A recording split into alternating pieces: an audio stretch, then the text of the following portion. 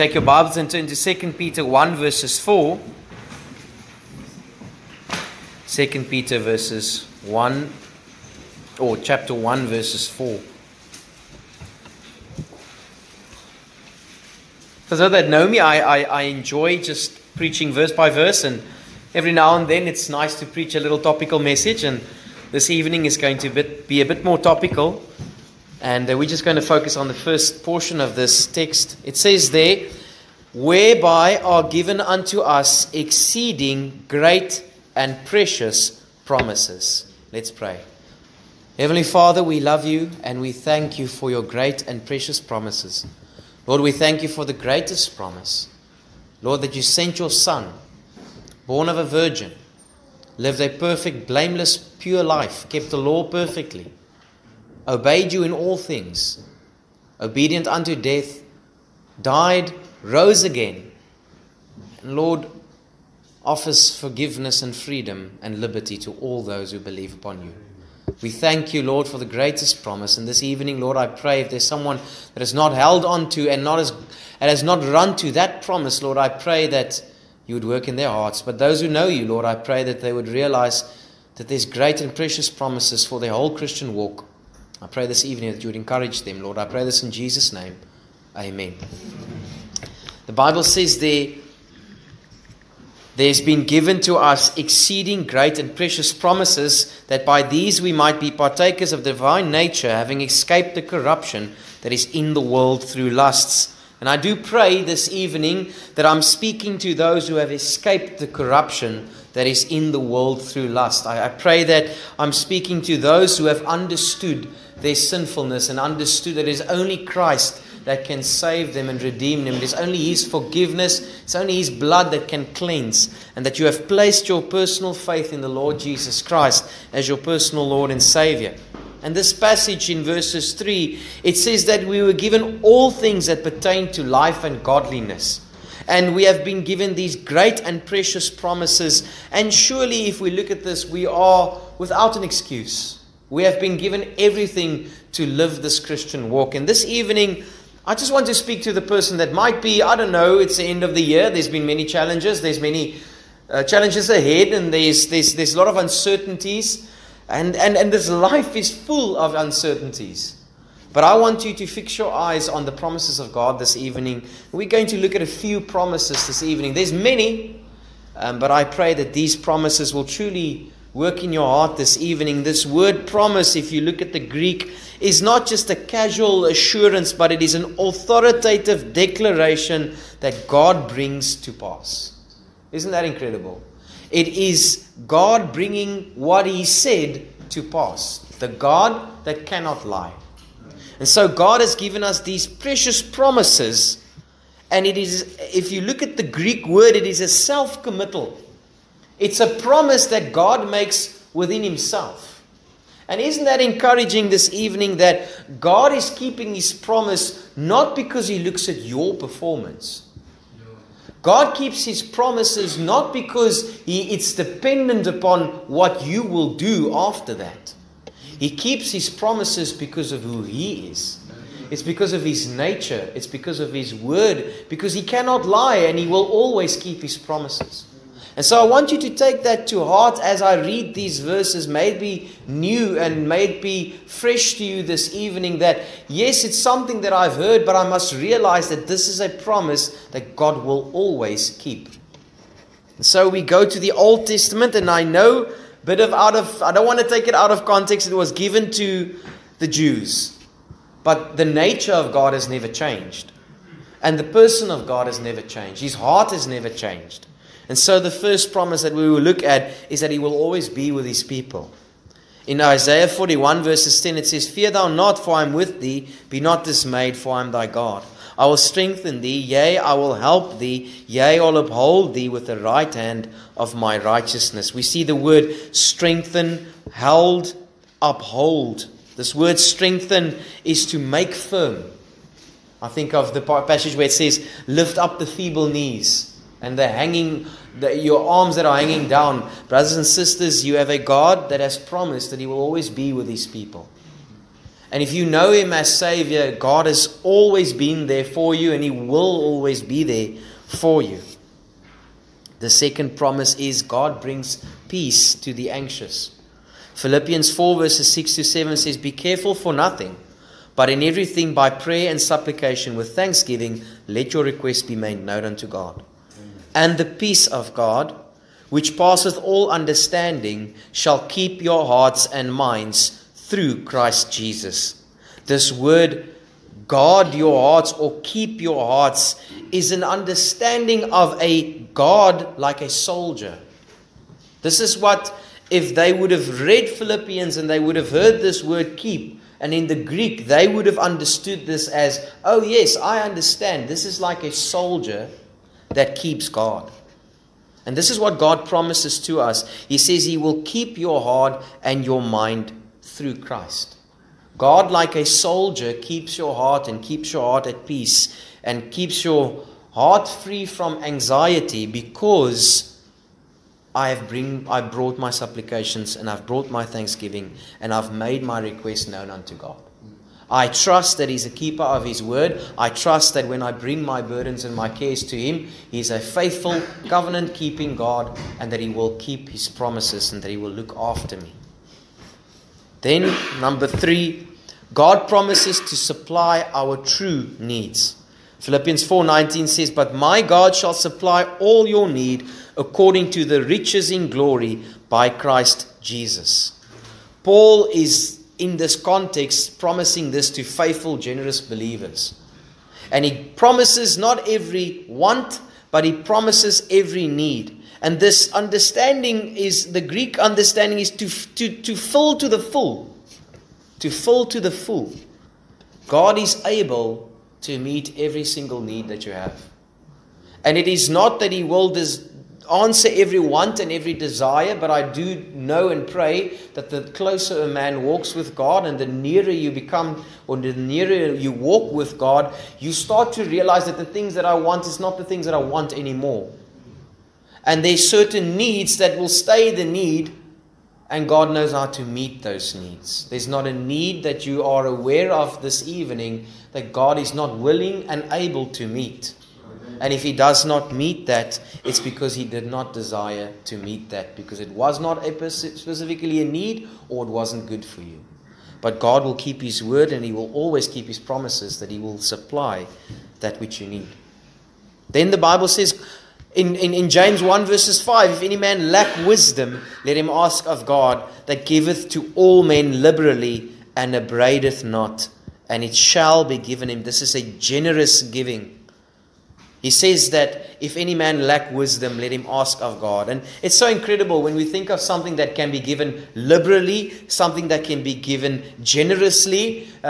We think of overflow, right? And if you were at a carnal heart, you would have thought, oh, I would love if God had to overflow in giving me financial wealth or whatever else it is. But when you become a Christian, you realize, oh God, if there's one thing that I truly need generously, it is your wisdom. I need your wisdom in how to deal with my children. I need your wisdom in my marriage. I need your wisdom in counseling people. I need your wisdom in making the right decisions for my family. I need your wisdom in the church. Lord, I need your wisdom in leading the church. Lord, I need your wisdom in as just being a mother or a father. I believe every single person in this room has a great need for wisdom. How often you cry out to God and say, God, I don't know what to do. I don't know what decision to make. If you are not with me and if you do not guide me and give me the wisdom, then I can't do this. But here's the promise, that He will give you wisdom. And He will give it liberally. He won't upbraid, and it shall be given to you. I love that word, shall be given to you. Do you truly believe this evening that if you go to God and ask Him for wisdom, that He truly will give it to you? That He will keep His word? And that, like I mentioned in the beginning, it's not just it is a true commitment that God makes to His word. God is committed to His word. God, to prove that He's not a liar, will commit Himself to His word. Verses 4, the fifth one, God promises to work all things for our good. Romans 8:28 says, "For we know that all things work together for good for those that love God and to them that are called according to His purpose." This is not a blanket promise for everyone, but this is specifically to those who know Him, those who are saved. And God says He works all things, He cooperates towards a purpose. He works all things together because He has a purpose, a specific purpose. And it's so incredible how over time, when you become a Christian, and over time there's things that happen in your life and it makes absolutely no sense. And it almost makes you feel like, I don't even know if I was in God's will in this time, because it doesn't seem like whatever happened there was truly God's desire for my life. And then later on in your life, you start to see how God has weaved that into His plan. And you look back and you realize, wow, God, you led me there. And I didn't know why, but now I know why. I didn't know why this happened, but Lord, now I know why this happened. You know, this is a simple statement, but if you truly believe it, it will change your heart. God never makes mistakes. Yeah. And I think sometimes people say this, and it's a good response, but people do. But you know what is incredible? God works in your mistakes. Yeah. If God had only to work because of your right decisions, it would have been a performance base. It wouldn't have been a covenant God. It wouldn't have been a promise-keeping God. It would have just been any other person that keeps his promises when what is done has been reciprocated.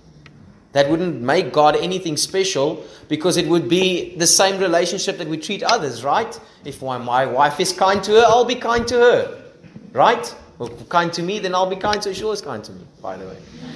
That's why I'm always kind to her. All right. But that's human. And if you're a Christian, by no means you're going to use and abuse that. Then you're not a Christian.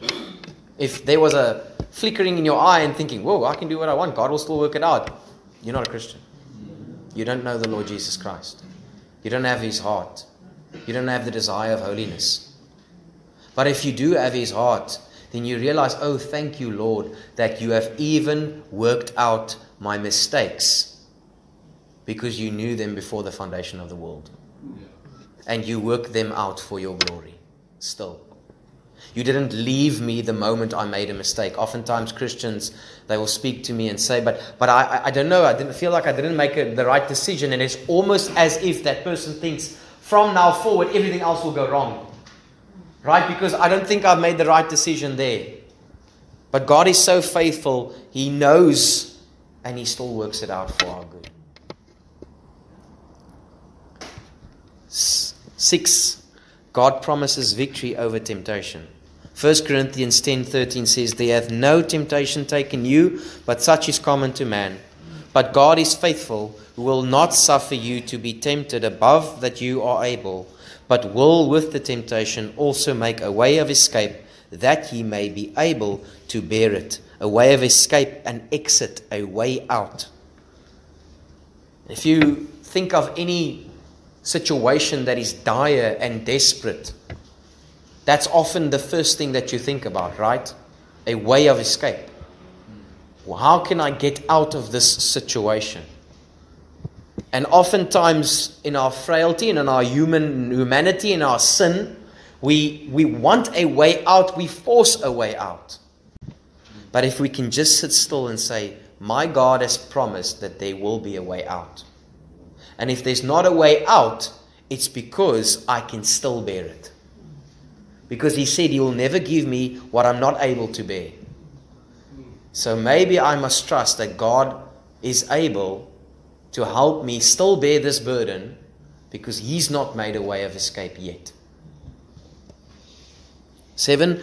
God promises to never leave us nor forsake us. Hebrews 13:5 says, "For He has said, I will never leave thee nor forsake thee." Isn't that an incredible promise? That on those low moments, on those moments when you are very acutely aware of your sinfulness, that God has promised that He will never leave you and He will never ever forsake you.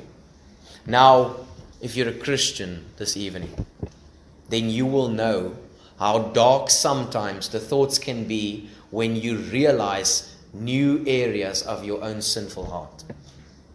And then sometimes the Lord puts his finger on something and you think, Lord, I've not been aware of this sin for 10 years after my conversion. Where does this come from? Have I been walking around with this all this time? Have you been aware of this all this time? And you were patient with me all this time. How is it possible, Lord, that you have not put your finger on this earlier? And then at that moment, all you can realize is that, yes, I've not left you, I've not forsaken you, and I was aware of this. It grieved me for 10 years. And now that you've repented of it, I've forgiven you, and I've not forsaken you. Number 8, God promises eternal life. 1 John 2:25 says, and this is the promise that he hath promised us, even eternal life. Brothers and sisters, I don't think we understand. And I don't think we'll ever understand until we have eternal life now. But until we see the Lord Jesus Christ in his glory, until we have been given a sinless body that can dwell with God in righteousness forever, I don't think we realize what this promise means to us. That one day we will be with God for all eternity and worship and praise him, and that we will be at peace with him forever. That all the cares and the burdens of this world will be taken away. And if you're a Christian, I believe your biggest cares and burdens is the battles with your sin. It's the battles with your own heart. Yes, there's physical battles. Yes, there's financial battles. But I truly believe that a Christian's biggest battles is the battles with his own heart.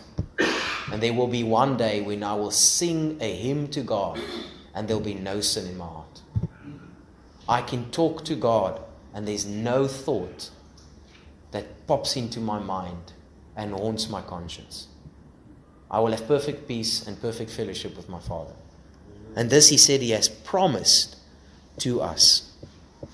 And then lastly, he promises rest to the weary. He says in Matthew 11 verses 28, come unto me all that labor and are heavy laden, and I will give you rest. And this is so taken out of context. And after I got saved, I just wished I could make a Facebook post, because you sometimes heal without knowledge when you get saved, right? So you want to attack all the verses that's been taken out of context, like Philippians, and I can do all things through Christ who strengthens me, and a guy has it on his gym t-shirt. And then when people had a difficult day's work and they've labored a lot and they were tired, and then come unto me all who labor and I will give you rest. And no, it's not the context. It's not, because it's greater than that. This is a greater rest, and this is a greater burden that men have. It's not the burden of a hard day's work. It's the burden and the weight of sin. It's the burden and the weight of legalism. It's the burden and the weight of a false Christianity that can never satisfy you. And God promises, and he says, come to me and I will give you rest. If you come to me this evening, I will give you peace in your heart. I will save you and I will forgive you. But what I know about Christianity, I believe that there are many, even after their salvation, has taken the yoke of bondage again. Why was Galatians written, if it was not so, that men have this tendency to put the yoke of bondage upon them again? And now, because we are wise enough to know that works cannot save us, now we are burdened by our works into, is this proving that I'm saved? And then I go into the legalism spiral again. And what is God's promise to even those that know him? Come to me if you are heavy laden, and I will give you rest. The same faith that saves you is the same faith that sanctifies you. It's the same faith that will one day present you blameless before the Lord Jesus Christ. Come unto me and I will give you rest this evening. And how can he do this? How can he do this? Because he is the God of the universe that keeps his promises from all generations to all generations. He will never lie. He will never, ever, ever not keep his word. So this evening I pray that maybe one or two of them you needed, maybe all of them. I need all of them. But maybe you must just be reminded that God keeps his promises to you. Let's pray. Heavenly Father, we love you, Lord. We thank you for this evening. I thank you, Lord, for each and every one. that is here, Lord. I thank you, Lord, that you keep your promises, Lord. I thank you, Lord, that you never leave us nor forsake us, Lord, that you do not leave us in our sin, Lord. You do not leave us in our mistakes, Lord. You are faithful, Lord. Although we are undeserving, Lord, you are faithful not because of us, but because of you. And Lord, how much more glory will you get on that day, Lord, when you present us blameless and spotless, and the angels know how undeserving we are, how they will worship you on that day, Lord, how we will worship you on that day when we have full knowledge of how patient you truly have been to us, Lord. When we will have full knowledge of how truly holy you are and how truly unrighteous we are by ourselves, Lord. How beautiful your righteousness will shine on that day when we see we are clothed with this perfect, pure righteousness. Lord, how your name will be magnified on Judgment Day, Lord, when you reveal to the world those who you have saved, Lord, and how you have kept them, and how you've been faithful to them, how your love will be shown to all the world, Lord, how forever we will worship you and adore you for this faithfulness. Thank you, Lord, that you keep your promises, Lord, and I pray that you would encourage your people this evening. And Lord, I pray if there's someone that is not saved, Lord, I pray, Lord, that they would realize their great need and depravity and sin and helplessness. Help them to realize, Lord, that they have nothing and that they are nothing without you. Bring them to the end of themselves, Lord. Help them to realize that they are sinful, hell-deserving, ungodly, Lord, broken. But you can save them and impute to him his righteousness, your righteousness. Cleanse them, save them. Dress their nakedness, Lord. If there's someone here that isn't saved, Lord, I pray that you would work in their hearts.